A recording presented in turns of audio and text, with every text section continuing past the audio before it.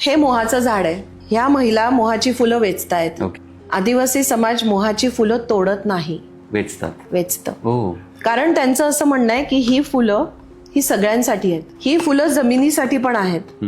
मी जे तुम्हाला जल जंगल जमीन जन जन जनावर म्हणत होते ना, तर जमिनीवर पण ही फुलं पडली पाहिजे. कारण जमिनीची कस वाढवणारी ही फुलं आहेत. जमिनीला सुद्धा पोषण मिळावं. त्याच्यानंतर पक्ष्यांना पण पोषण मिळावं. बरोबर. आणि मानवाला देखील पोषण मिळावं. अशासाठी हे झाड. ओके. आणि म्हणून ते पहाटे ते फुलं वेचायला जातात.